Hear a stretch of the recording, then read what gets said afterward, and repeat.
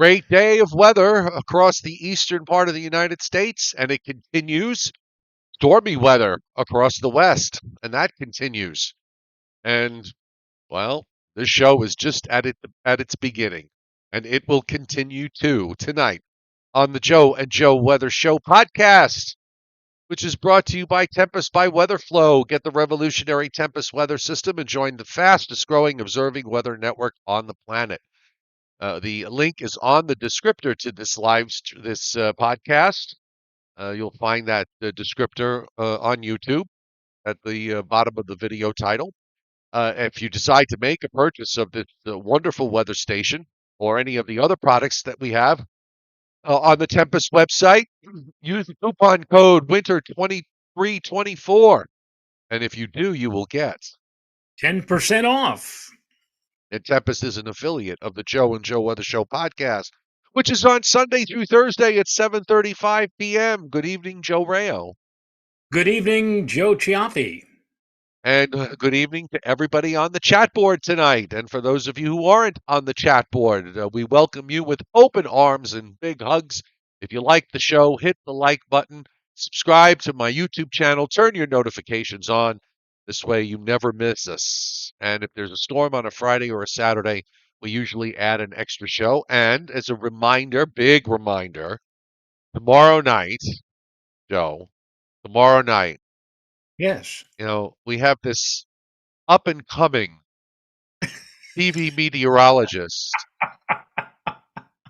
And, he's, when I first saw him, I thought, Joe, I said to myself, Joe, this young man is going to be a great talent. And at one day.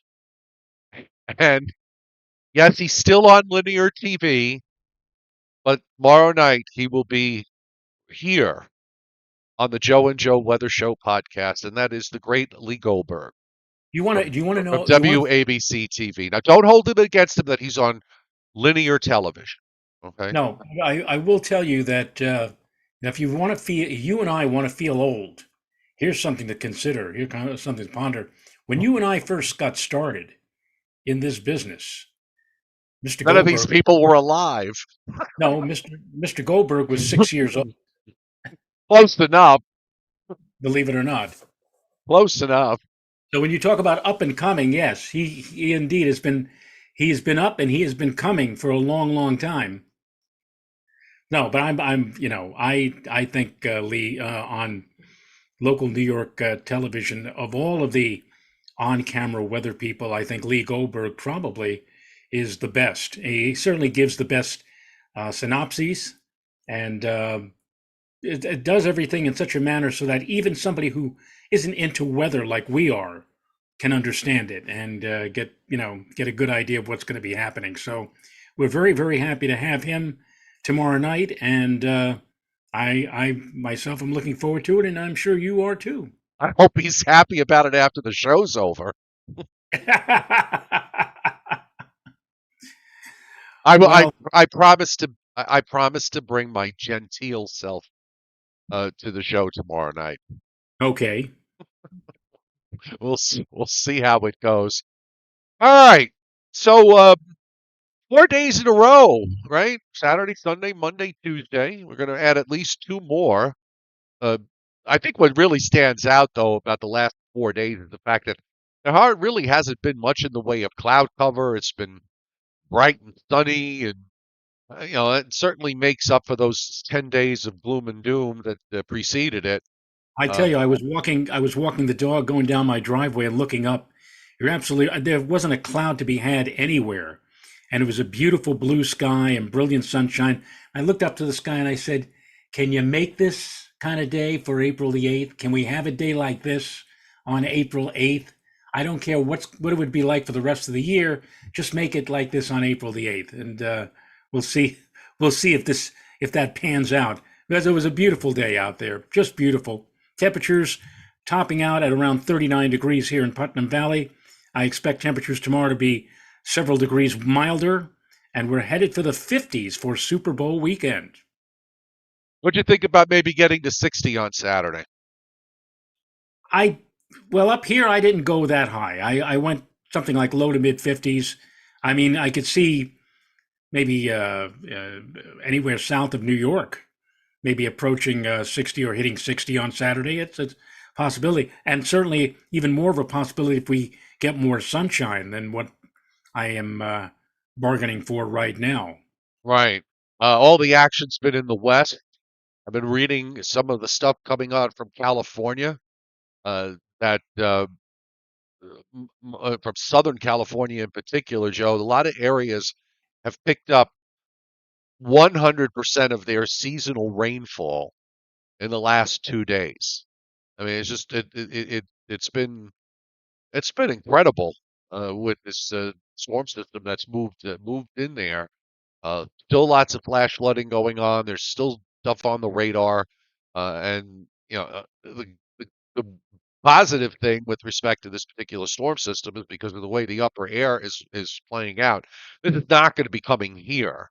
I mean, it never was going to come here in the form that it went into California, obviously. But oftentimes you get these systems. They come into the west, they cross the country, they redevelop into different types of systems depending on what the upper air is. But this one is going to go pretty far northwest up into the plains and then head into southern Canada. And the only thing I think I see getting from this is a weak cold frontal passage sometime over the weekend. It's you look at this pattern and you say to yourself, now this does look like an El Nino pattern. I mean, this is Right. but ironically, it resembles what we were looking at last year. Except last year we were seeing endless numbers of these storms hitting the west coast. This one seems to be all on its own. It's and the cutoff that it has created over the west coast means that it will eventually go away, but it's not going to go away anytime in the immediate future. It's going to take a while. Maybe later this week, later Thursday or Friday, they'll begin to dry out over California. But till then, they're still in the throes of one heck of a storm system. Yeah. Just harden. Alabama's not going to get snow anytime soon. Let's. I wanted to put that out there right off the bat. So, got to wait for a lot of things to change next week, and it does look.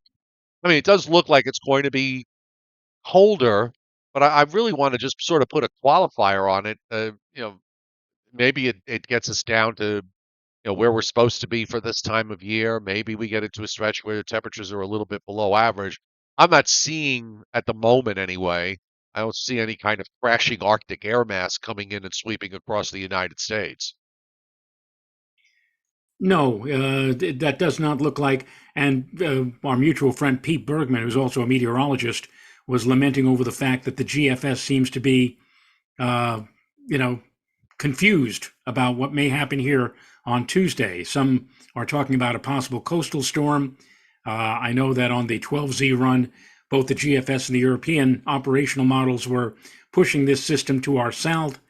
Then on the 18Z, the GFS brought it right up here and also brought with it some snow. So who Right. knows what's going to And the happen? zero Z last night, and the sort of moves back and forth. The zero Z last night had um, no, but it cut off, just north of New York City and across, interior Connecticut. That was where the northern fringe was. Then the very and gave gave a few inches, or maybe a little bit more. And then the 6Z run came in and it gave 12 to 18 north, or everything was north of New York City and the Hudson Valley, going all the way up the Hudson Valley into interior New England, gave 12 to 18. Then the 12Z comes out and gave absolutely nothing to anyone, as you said. And then the 18Z went and did this.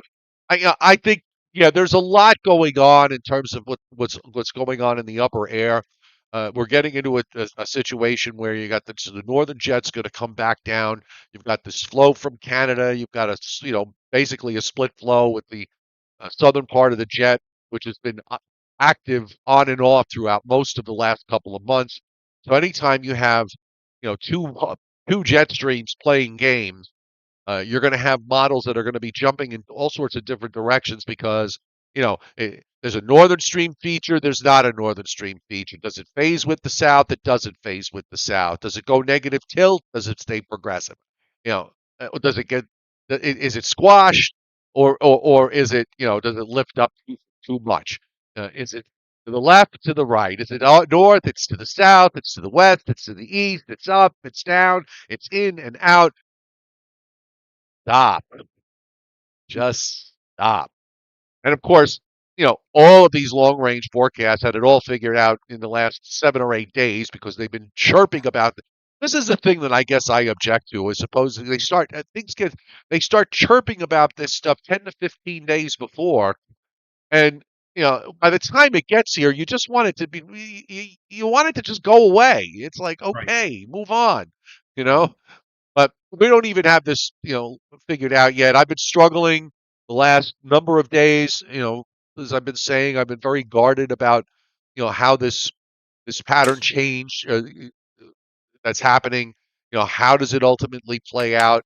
Uh, you have the fact that the winter is gone the way it has gone. You're going to want to lean against any kind of extreme solutions that the models are going to put out there for you. So I don't know. This has been such a strange winter. I said from the onset that we would see a lot of weird things happening, and we saw seeing quite a few weird things happen. And I suspect that uh, in the next you know month and a half, we're probably going to see more weirdness in the weather world. Well, maybe instead of this being a front-loaded winter, it'll be a late winter, and we'll get clobbered, either later this month or in March, which we certainly know has been a month for major storms and also big snowfalls. So we'll see. James Fox, cold without snow is boring and useless as far as I'm concerned. If no snow, let it stay mild. As I've gotten older, I've come around to that idea. I'm not a, I never was, uh, I wasn't a big fan of cold weather. I mean, real cold weather, but I always felt like if it's going to be cold, it might as well snow.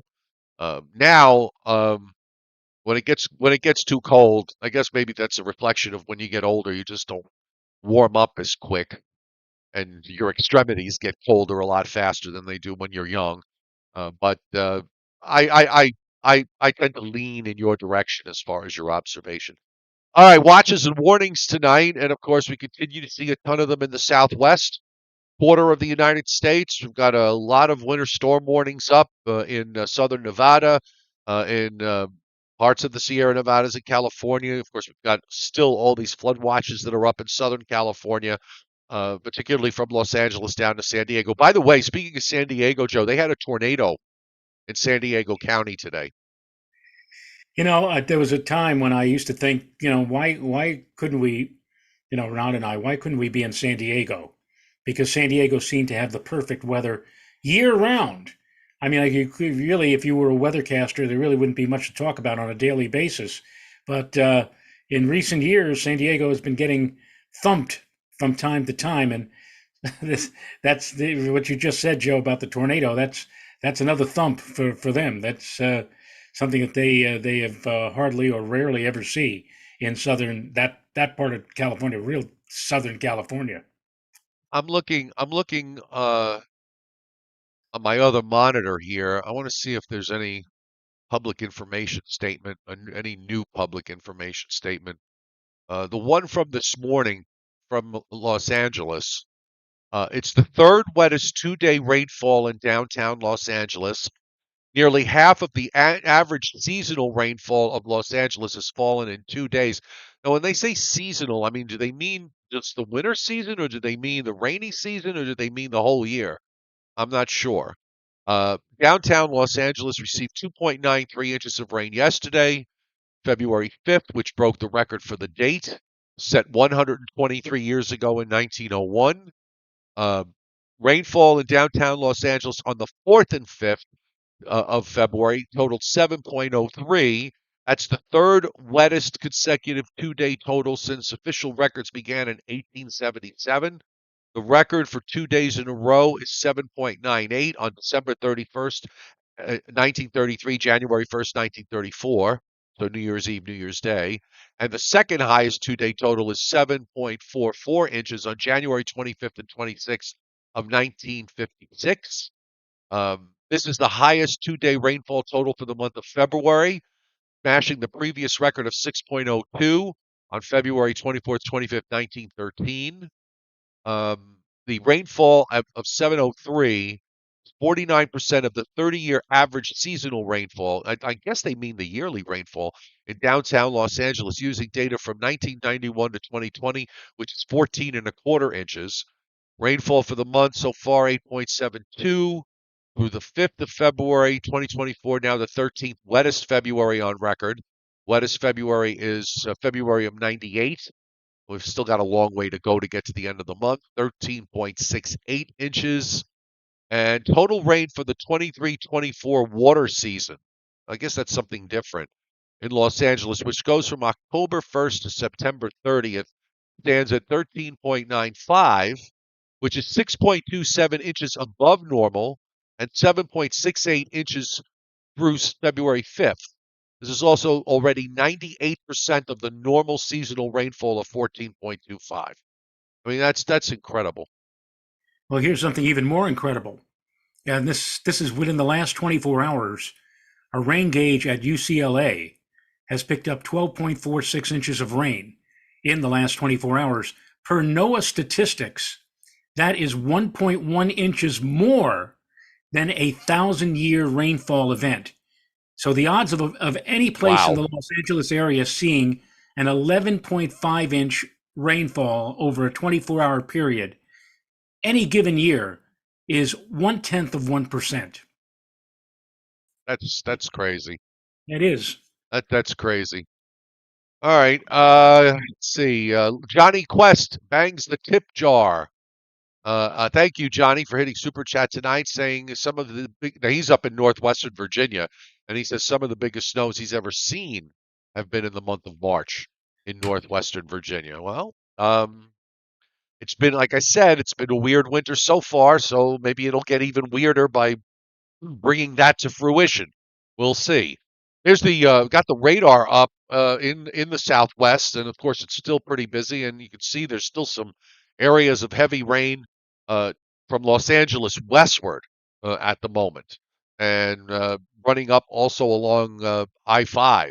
I think that's I-5 that goes from Los Angeles to, what is that, the Santa Ana Freeway, I think. But anyway, uh, plenty of rain there. The radar was loaded down near San Diego. That's kind of calmed down a little bit.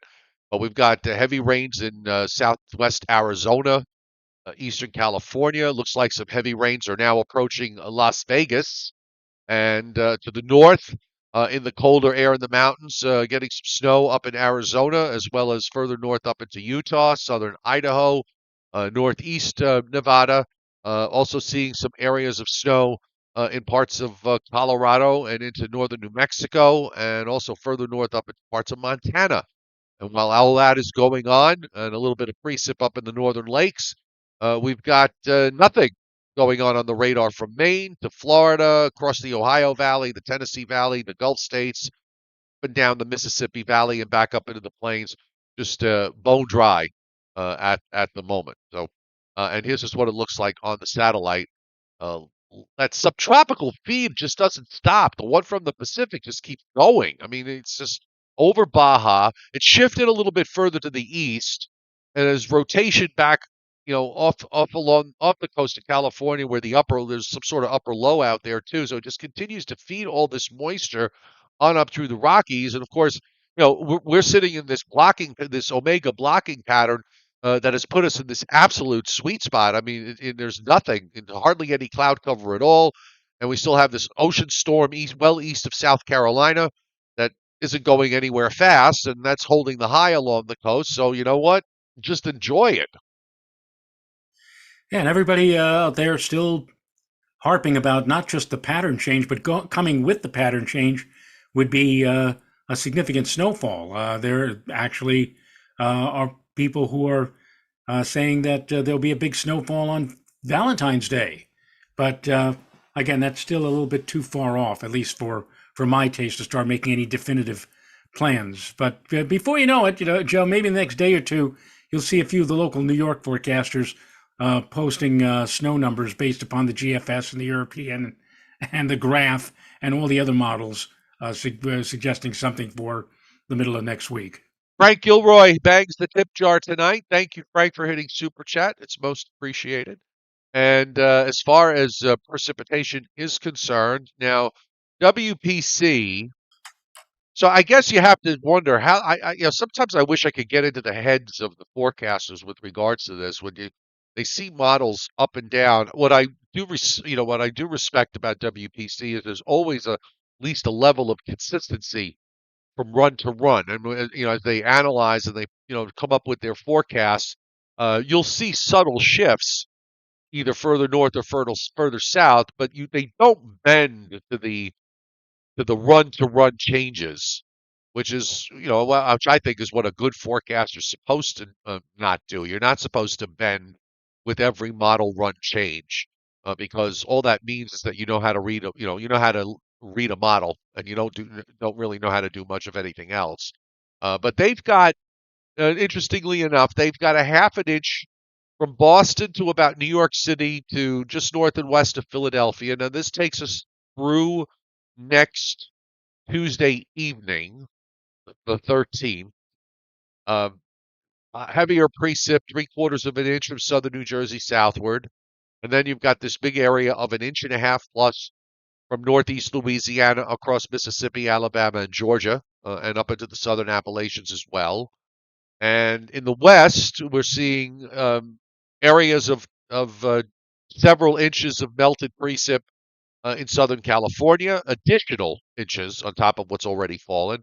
I mean, they still have an additional inch and a quarter plus for areas around LA, and they've got an additional 3 inches plus for San Diego.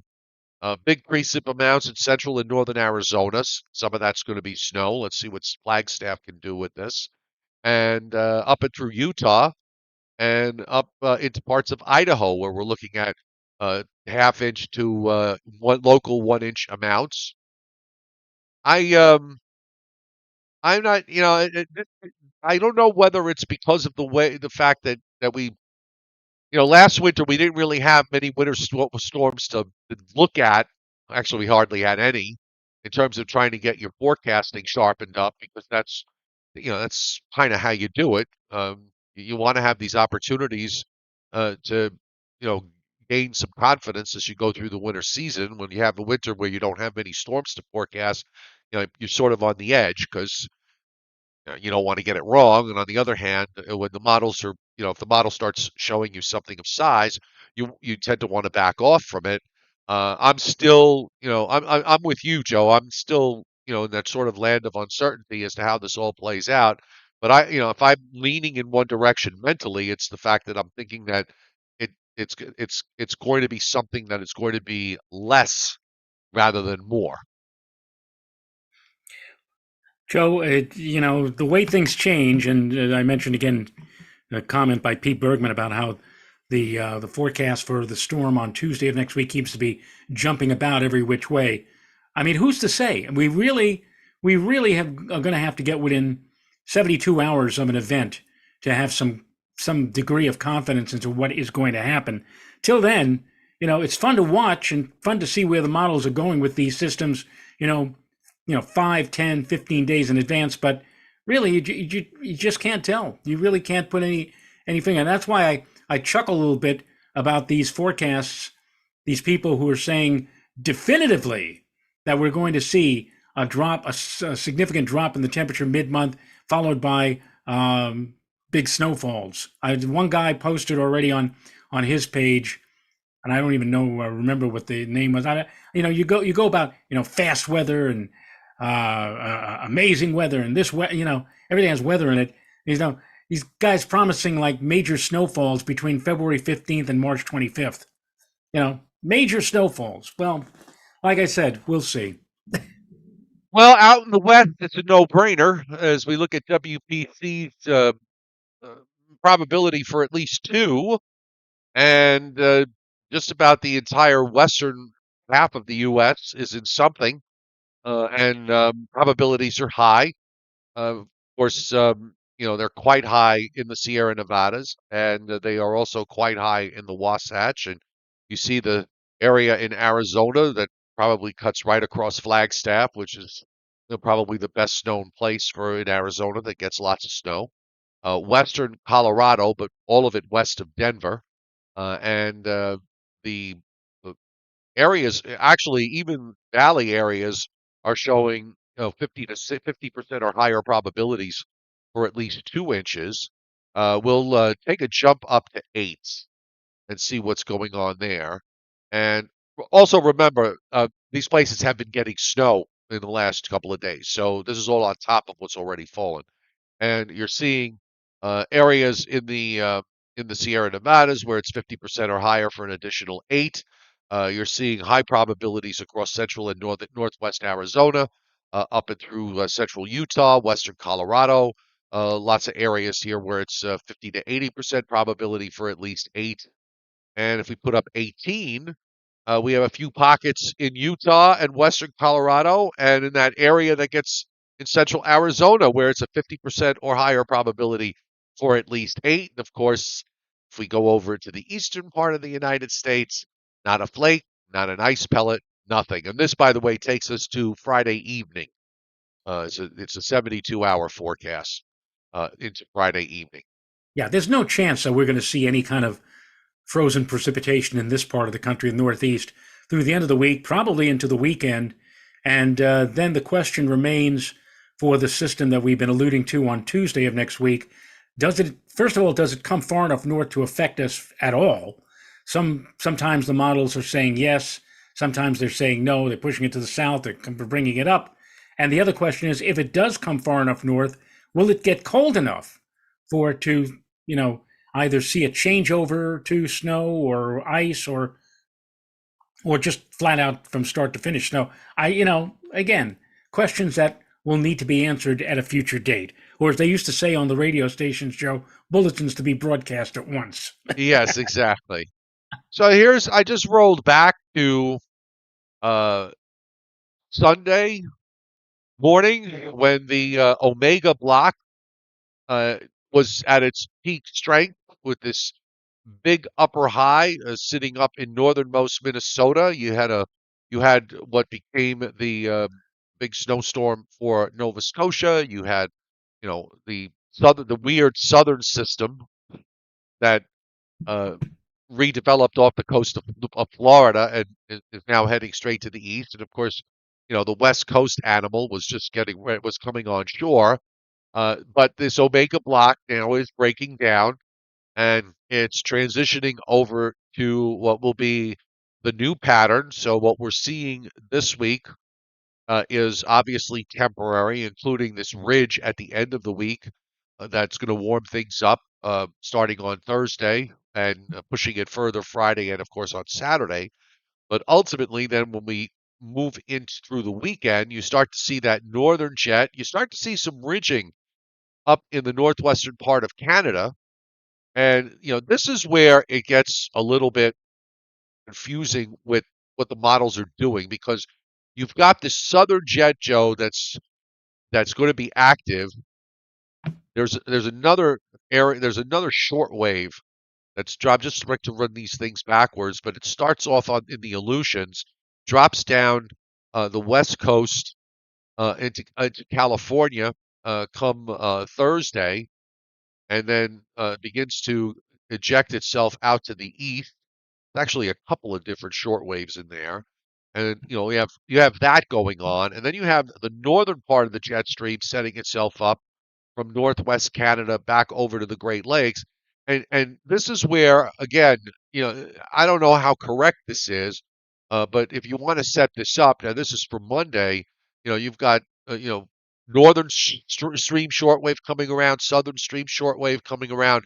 Does it phase? Does it get ejected? Does it lift up? And depending on what run you looked at, it showed you pretty much every possible solution. In this particular instance, late this afternoon, the northern jet doesn't quite phase with it, but it lifts up that southern stream shortwave in a negatively tilted fashion off the coast of Maryland and Delaware, and then kicks it out to the east, northeast, and south of Nova Scotia by the time we get to next Tuesday night.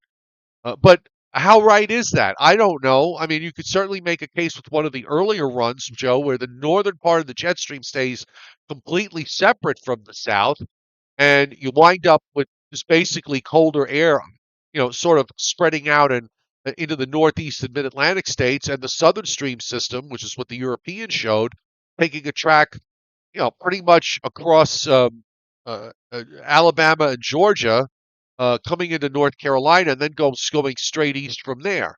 So a lot really depends here on, do the models are the models seeing this correctly with regards to what's going on with the northern part of the jet stream and the southern part of the jet stream? And as you said, this is not a question that can be answered at this time. No, it can't. No, I'm sorry. And this is why I say it's a pity that all the models don't follow along the North American or NAM model and only go out as far as 84 hours. And it's also why I probably would never be able to get back on television anyway if I made the suggestion to the powers that be that we stop doing the 7 day and go back to the 5 day, because it seems that even going 5 days out with some of these models, at least for the moment, is pushing the envelope. And again, we've got people posting maps and making predictions 7, 8, 10 days out. It's crazy. It's crazy. I know it is nuts. So we've been, we deal with this all the time during the winter months because then we have to field the questions because of all the forecast shoppers. So Right. and Well, so said. tomorrow night with Lee Goldberg here. I got to ask him about forecast shoppers. I have to ask him. Well, the thing I'd like to know, and you and I both, when we were doing the weather on News 12 Long Island, we used to get our weather. The weather was sent to us by AccuWeather. This is the honest to goodness truth. The Cablevision had a contract with AccuWeather, so that AccuWeather would do the forecast and the discussion, everything for the people who were providing the weather. Now, there was one gentleman who was doing the weather back then who was not a meteorologist, who had no forecasting skills whatsoever, and so the AccuWeather forecast was tailor made for him. He would just look at it, read it, and go on the air with it. But you and I don't know about you. I know about you. You know about me. I mean, when they used to send that forecast over, and then the forecaster, whoever put the forecast together, would call to discuss this. I used to tell the guy, I said, "Look, I see what you sent. It was nice, but I'm doing my own forecast. Thank you very much." And just I'd hang up on the guy. I didn't hang up on him, but I'd say, "Look, I know exactly what you're thinking, and I've got my own ideas, and I'm going to go with what I'm thinking, as opposed to what you're providing for the Cablevision corporation in general." So, but I'd be interested to know how Lee, because the forecast is the AccuWeather forecast, but I'm wondering how much Lee inputs into that forecast, whether or not he goes straight with the forecast that's given to him, or whether or not he changes or massages it to fit what he is thinking as far as the weather for the upcoming Well, days. have your questions handy for tomorrow. I mean, I already have Tom Contino's 20 questions that he's going to ask. Yeah. So anyway, um, at least on the surface, we all know the next few days are fine. Everything is pretty much out in the west. There is going to be some rain Thursday into the western Great Lakes, but again, all that low is go so far north and west of us. The Gulf of Mexico is pretty much cut off. The Atlantic is cut off. So I really don't see any problems through the daytime Saturday. Now, Saturday night into Sunday morning, we've got this weak cold front that comes through. So maybe we'll throw in a shower for that. And then it's after that that we get this low from some California energy, some additional California energy that gets ejected eastward. And this was the 18Z run, and you can see the low, the surface low goes into eastern Tennessee, western North Carolina, and then deepens as it moves eastward. And then all of a sudden, you got this dark blue snow that breaks out in the Appalachians, and rain that reaches up to New York City and Long Island during Monday afternoon, and then it changes it over to some dark blue snow um, for Monday night into Tuesday morning, with a 78 low at 38 and 72. A 978 low there. Do I believe it? No, not right now. I don't. And then out to the east northeast from there, and then it does get colder next week. Behind it, I don't think it's anything crazy cold. There's another there's another front of some sort that comes in late next week with another low that's pressed out to the south. I mean, this is just, it's a very convoluted mess when you've got these split jets going on. I just, at this point, as I said, to figure out what's going to happen beyond the weekend is a fool's errand. Yeah, it's too early. Too early, really. Yep. What else? What else can I tell you? Yeah, I haven't looked at the. Let me look at the 10 millibar. I didn't look at the 10 millibar today. Um, it splits. It doesn't split. It elongates. It doesn't elongate. So let's see what it did on the latest run. Let's go back to this one so everybody can see it. So let's roll it back, take us to where we are now, which is Tuesday night. And there's your wrapped up tight little ball. And, there's uh, it starts to rotate and elongate as we get into next week. Sorry, I'm going a little bit too fast here. Uh, but here we go. So Don't get me you, dizzy, Joe. yeah, you can see the elongation going on, but the last few runs have sort of backed away from the idea of the thing splitting. Uh, Elongating is okay, but I guess you really want to kind of see it split if you want to get something or potentially dynamic down the road in the long term. But the models keeps this has been kind of a winter where it's done this a few times and you think it's going to split and then it doesn't. And this time around too, there are signs that it might, but at least on this run, it didn't do that. And just a quick look, I did take a look at the Ensembles tonight. Um, so we'll take a look at that. Oh boy. We got a couple of additional super chat hits, Joe. So while I'm setting up the map, maybe you can tell us who they are. I see two from Brandon Doherty. Um, Well, one could from be. David Fuller. Yeah, one from David Fuller, who says polar vortex has some looks to it. Is that what he said? What he I think said? something like that. Something like that. And then we also have Brandon Doherty, who writes that hi Joe and Joe, thanks for all of your wonderful teachings, which should make us snow weenies just be quiet and enjoy what weather we get. Yeah. I'm looking at the ensembles and just to this run of the ensembles this afternoon off the 18Z. It's kind of interesting I always like split flows can be a lot of fun, and definitely we see the flow splitting in the western part of the United States. And what I mean by that is if you notice there's a ridge that builds up the west coast at the same time, you've got a deep Pacific trough that runs from south of the Aleutian southeastward all the way to off the coast of California.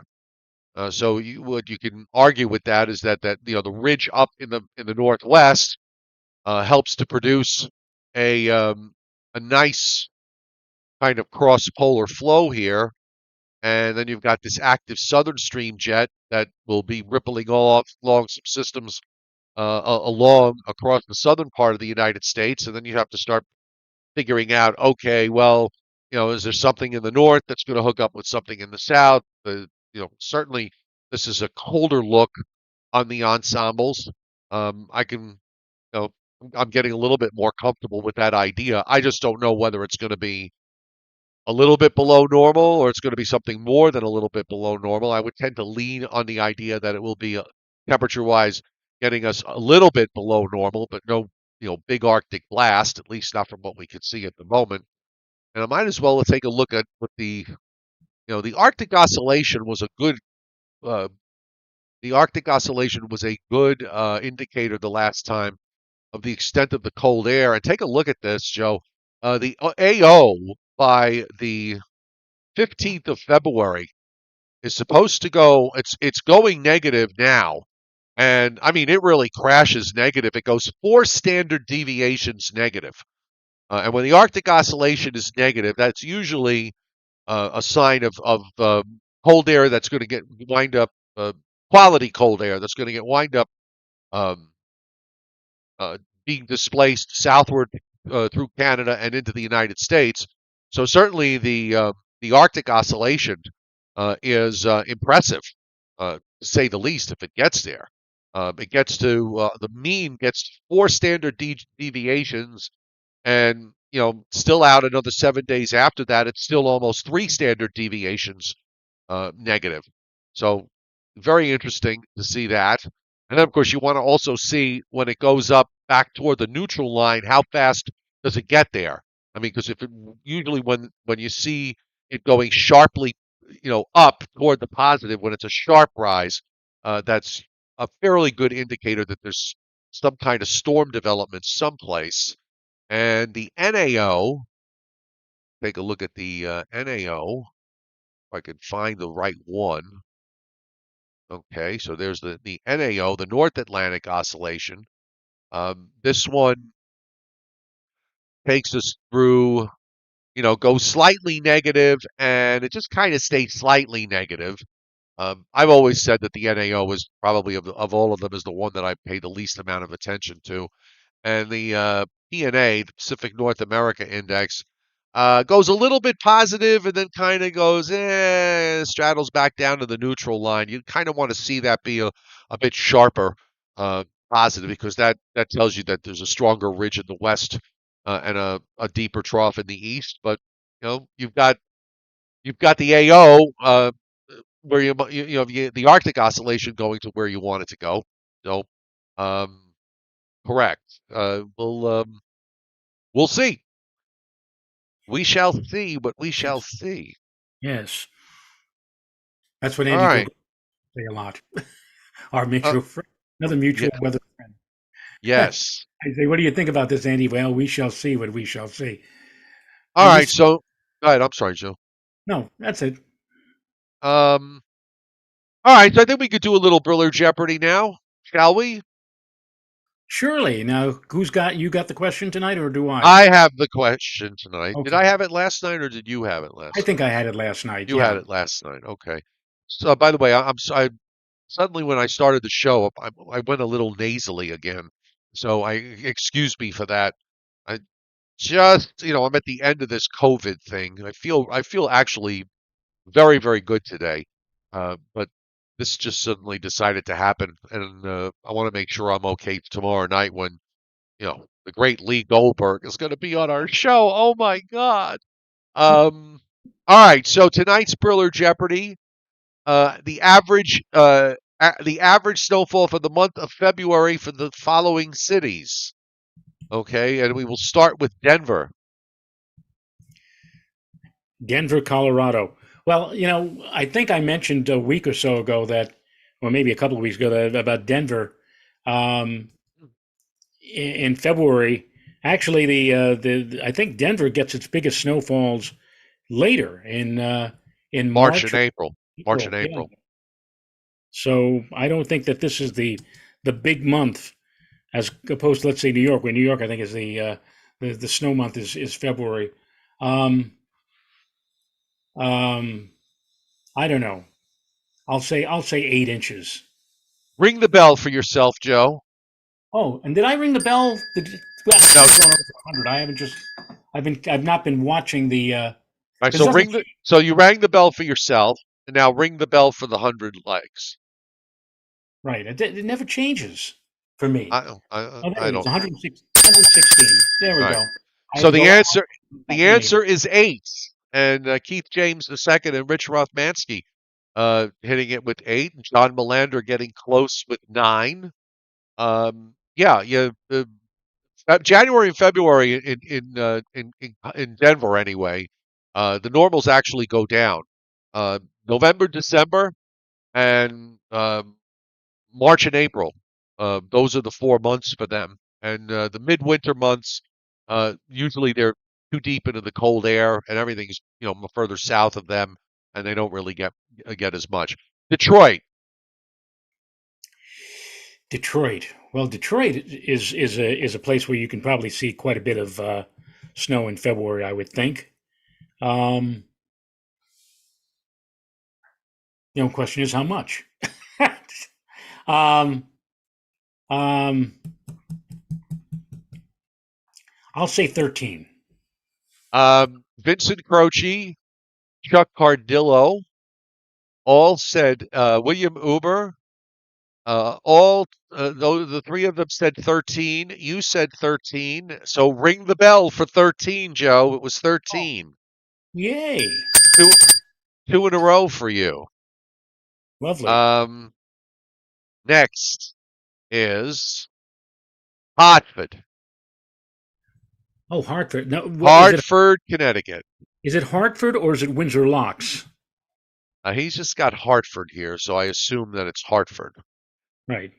and I not used to. Bradley, not Bradley or Windsor Locks. I don't really. I used to listen on radio. How many of you out there on the chat board remember the Travelers Weather Service in Hartford? And I do. I used to listen to them on WTIC in Hartford. I'll say 10. You'll say 10. No. Yeah. No. Vincent Croce, Jason Schaefer, both said 15. And you know what, Joe? The answer is, and so did Rich Rothmansky and Lou Aricio saying 15. And the answer is 15.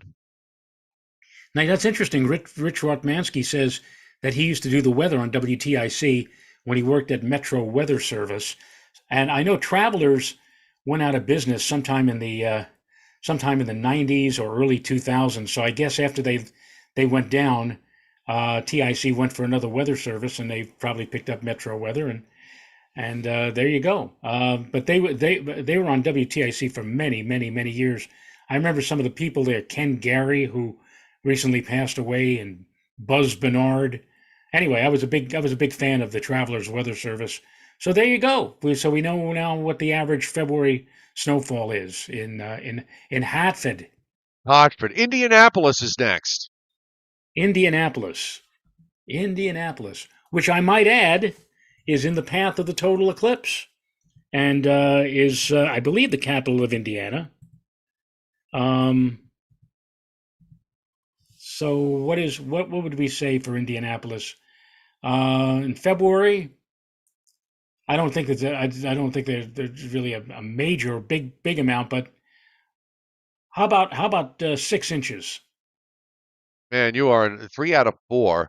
Vincent Croce also said 6, and that is the correct answer. 6. Six. Maggie P said 6 as well. No, you're really having fun with that bell. I'm going deaf. Um, right, Tom and Fox, 22 inches. Tom Fox had. Well, way. yes. The last one before the bonus is Minneapolis. Minneapolis, Mary Richards country. How many of you remember the episode where it was election day and they lost power during a blizzard? And they would, and it was the mayoral election. Turner 85, Mitchell 23. Right. Uh, uh, I'm not sure if Minneapolis is like Denver. I don't know whether or not February is a big snow month for them. It might be actually more like March, but um, I'll say 9 inches for Minneapolis.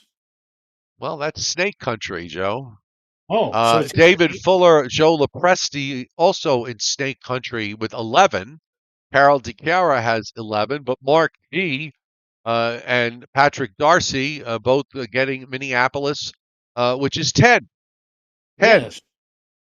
Okay, so the snowiest place in Alaska in the month of February is Valdez, Alaska. So, can you take a guess as to what the Is snowfall, the average February snowfall is in Valdez, Alaska? that next to the city of Exxon, I believe so. Exxon Valdez? I We remember believe so. that. In Alaska, Valdez. I don't know, 25.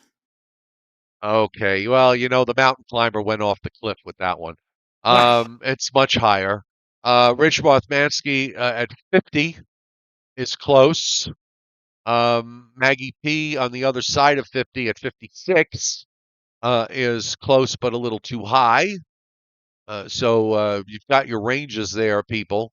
Northern Grace, Michael McGuire at 47, David Fuller at 53, Ledweather at 53, Patrick Darcy nails it at 52, and wow. so did Leon Probitsky, 52. The annual snowfall for Valdez, by the way, is over 300 inches. Woo. The average annual snowfall over 300 inches. So there. So there, So yes. there. So And some places like Rhode Island on this day in 1978 had something like 50 inches of snow, right? With the blizzard of 78. Blizzard of 78. Blizzard That of was, 78. Yep, we remember it well. What was New York City's official number for that? I think, 17. But Yeah, they they were they doing they were still that was when they were still measuring on the car tops in Rockefeller Center and not but not walking up to the park to get the correct snowfall. Throgs Neck had where I was, we had 22.2. So Yeah, that's about right. And pretty Frog's amazing. Neck, where I was, had 22.3. Oh, see, there you go. I was downwind on Country Club Road. Ah, yeah, Anyway, that was quite a storm. it was. All right, you know what? You and I both need a good night's sleep because we have to be on our toes tomorrow night for when our special guest Lee Goldberg from WABC Television is going to be on tomorrow at 7:35 p.m. Eastern Time. So I'm expecting that our regulars will be here, ready with questions and um, commentary. So we're good. I don't. Johnny I don't. Quest, Johnny Quest, Frank Gilroy, David Fuller, Brandon Doherty. We thank you very much for hitting the tip jar tonight, and I guess we'll see you all tomorrow. And according to my counter, Joe, we had 125 likes tonight. Yes. And the Joe and Joe Weather Show podcast brought to you by Tempest by Weatherflow. Get the revolutionary Tempest weather system. Join the fastest growing observing weather network on the planet. The link is on the description to this podcast. Tempest is an affiliate of the Joe and Joe Weather Show podcast. Use the coupon code WINTER2324 if you decide to buy anything, whether it's the weather station or any of the other gadgets and gizmos that they have. And if you do, you will get. You'll get 10% off. And Frank Scalera, he's saying to us, Joe and Joe, he says, I don't know if you remember, I just had Tommy's Pizza from East Tremont. I don't know if you remember Oh, that pizza. I remember Tommy's. But I did not go to Tommy's Pizza. I went to another pizzeria, Louie and Ernie's. Oh, Louie and Ernie's, of course. Yeah. Louie and So Ernie's. Did you ever order from Pizza on Wheels? no, I never did. Pizza on Wheels was on Tremont Avenue. They had the doughiest pizza that I think I ever had. I mean, I happen to like, uh, I like pizza no matter how it is, but if it's doughy, with a doughy crust, I really enjoy that. And they had the doughiest pizza. They would deliver. That's why they were called Pizza on Wheels. They were way ahead of their time. You know who also delivered? You want to go? Now I'm really going back, really way back. It was down on it was on Tremont East Tremont Avenue. It was a couple of blocks down from Amerigo's Italian restaurant, Chicken Delight. Oh, You Chicken remember Delight, yes. Chicken Delight, Joe? Don't cook tonight, Paul. Chicken Delight. Don't wash that dish. I Don't wash those dishes. Don't scrub that pan. Pick up the phone and call the man. Ooh, what flavor! You'll love every bite. Don't cook tonight. I'd call Call Chicken Delight. Chicken I Delight. mean, did you ever have it? Because I never had it. Yes, yes. We actually had a couple of. In fact, there was one night my sister and I were all by our lonesome, so we pooled our allowance money because nobody was else in the house. I said, "You want Chicken Delight?" Called them up. They came with the chicken. If I remember correctly, it wasn't bad. It wasn't good, but it wasn't bad. What was it? A fried chicken or a roasted chicken? It was kind of, yeah, it was kind of like a fried chicken. I mean, this is before the age. This is before Kentucky Fried Chicken got really popular. So Right, right. Oh, it was one of those. I guess that was one of those joys that I never got to experience was chicken delight. Even though I Yes, knew it was there, we never ordered it. they Those used of to you do don't, for a those of lot you of who don't know, Joe and I live very close to each other. we used to do they used to do a lot of advertising on WNEW 1130. If you wanted to hear the Chicken Delight commercial, you just tune in WNEW, and for a while that was pretty much the standard of they would play it on that station. Anyway, All right, folks, get ready for tomorrow. We'll see you then. Nighty night. nighty night, folks.